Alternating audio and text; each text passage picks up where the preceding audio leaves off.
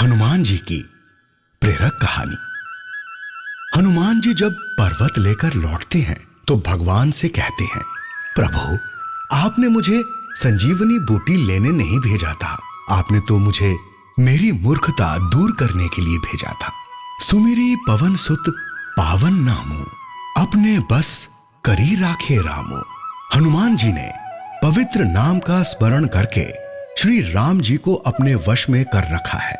प्रभु आज मेरा ये भ्रम टूट गया कि मैं ही सबसे बड़ा भक्त राम नाम का जप करने वाला हूं। भगवान बोले, कैसे? हनुमान जी बोले, वास्तव में तो भरत जी संत हैं और उन्होंने ही राम नाम जपा है। आपको पता है, जब लक्ष्मण जी को शक्ति लगी तो मैं संजीवनी लेने गया, पर जब मुझे भरत जी ने बाण मारा और मैं गिर गया तो भरत जी ने ना तो संजीवनी मंगवाई ना वैद्य बुलाया। कितना भरोसा है उन्हें आपके नाम पर। आपको पता है उन्होंने क्या किया?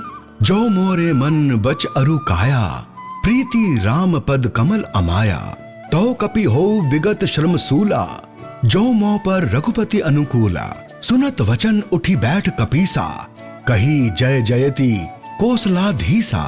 यदि मन वचन और शरीर से श्री राम जी के चरण कमलों में मेरा निष्कपट प्रेम हो, तो यदि रघुनाथ जी मुझ पर प्रसन्न हो, तो ये वानर थकावट और पीड़ा से रहित हो जाए। ये वचन सुनते हुए मैं श्री राम जय जय राम कहता हुआ उठ बैठा।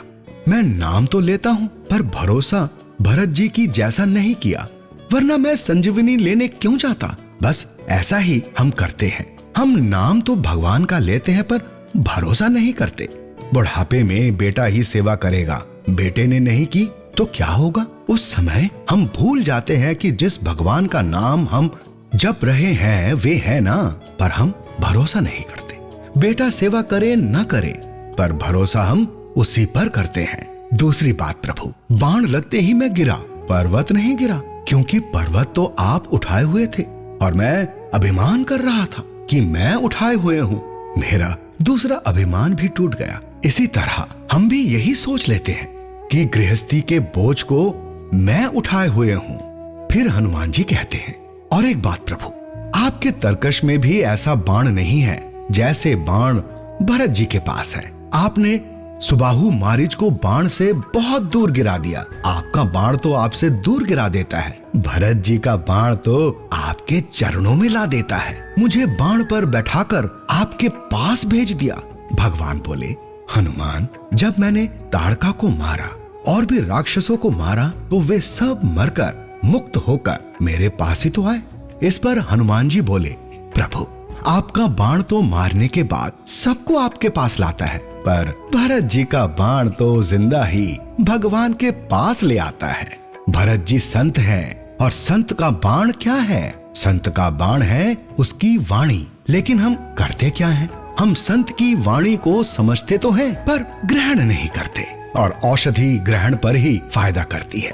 हनुमान जी को भरत जी ने पर्वत सहित अपने बाण पर बैठाया तो उस समय हनुमान जी को थोड़ा अभिमान हो गया कि मेरे बोझ से बाण कैसे चलेगा। परंतु जब उन्होंने रामचंद्र जी के प्रभाव पर विचार किया तो वे भरत जी के चरणों की वंदना करके चले हैं। इसी तरह हम भी कभी कभी संतों पर संदेह करते हैं कि ये हमें कैसे भगवान तक पहुंचा देंगे। संत ही तो है जो हमें सोते से जगाते हैं, जैसे हनुमान जी को जगाया, क्योंकि उनका मन वचन कर्म सब भगवान में लगा है।